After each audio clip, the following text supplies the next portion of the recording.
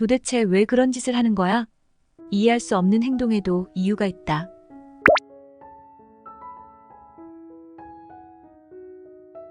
남자친구의 자취방에 놀러온 혜인이는 책상 아래 깊숙한 곳에서 수상한 상자 하나를 발견한다.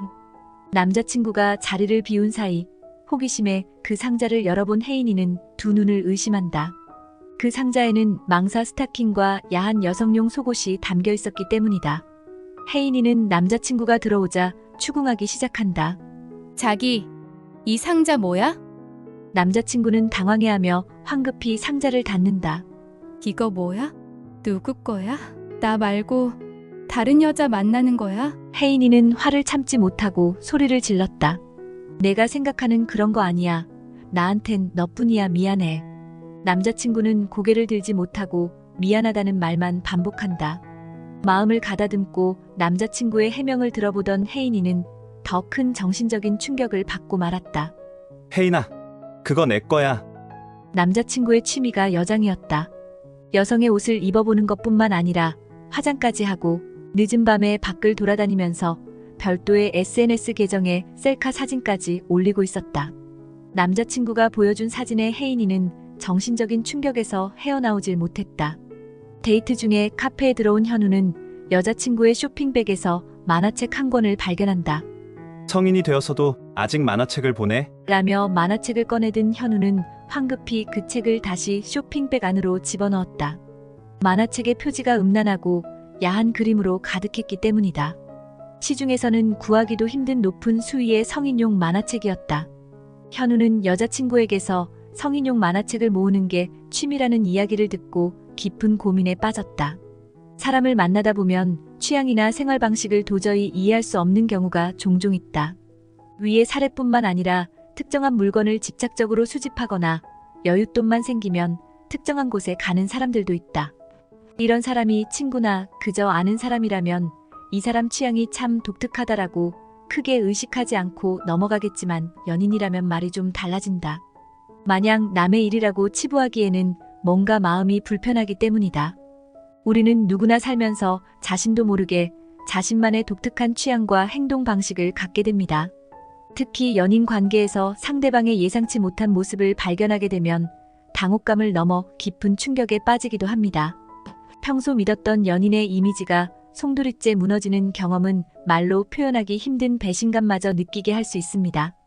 혜인이와 현우의 사례는 이런 상황을 잘 보여주는 대표적인 예입니다. 이런 모습을 처음 본 연인의 충격과 당혹감은 이루 말할 수 없었을 것입니다. 이처럼 겉보기에는 평범해 보이는 사람도 의외의 독특한 취향과 행동을 보일 수 있는데 이는 대개 어린 시절 제대로 해소되지 못한 욕구에서 비롯됩니다. 어릴 때 경제적으로 어려워 제대로 된 옷을 사입지 못했거나 이성성의 옷을 입어보고 싶었던 욕구가 해소되지 않아 성인이 되어서 그런 행동을 하게 되는 것이죠. 성에 대한 호기심이 어릴 때 제대로 충족되지 못하면 성인 만화에 집착하게 되기도 합니다. 심리학에서는 이를 미해결 욕구라고 부릅니다. 어린 시절의 결핍이 성인기까지 이어져 마치 채워지지 않는 욕망을 끊임없이 추구하게 만드는 무의식적 동력으로 작용하는 것입니다.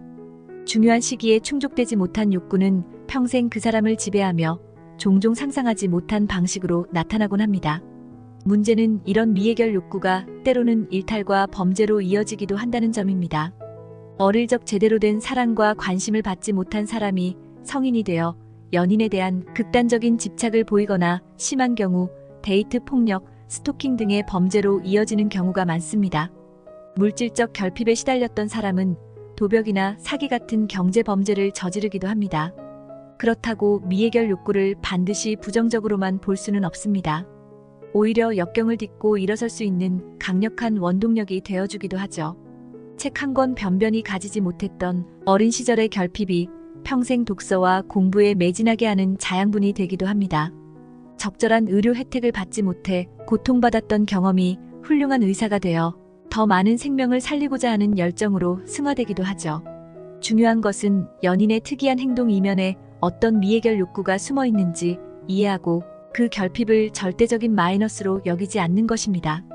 연인의 아픔에 귀 기울이고 품어주려 노력할 때 우리는 더욱 깊은 유대감을 느끼고 서로 성장할 수 있을 것입니다. 물론 일상생활이 어려울 정도로 심각한 경우라면 전문적인 도움을 받는 것이 필요합니다. 그 과정에서 연인이 곁에 있어준다면 더할 나위 없이 든든한 힘이 될 수 있을 것입니다. 결국 미해결 욕구는 우리 모두가 가진 또 다른 이름의 상처입니다.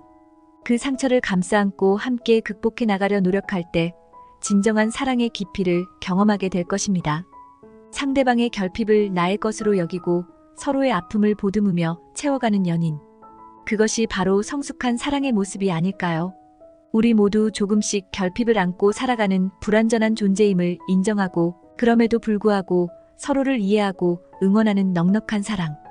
미해결 욕구를 마주할 때 우리에게 정말 필요한 것은 바로 그런 사랑의 자세가 아닐까 싶습니다. 시청해주셔서 감사합니다.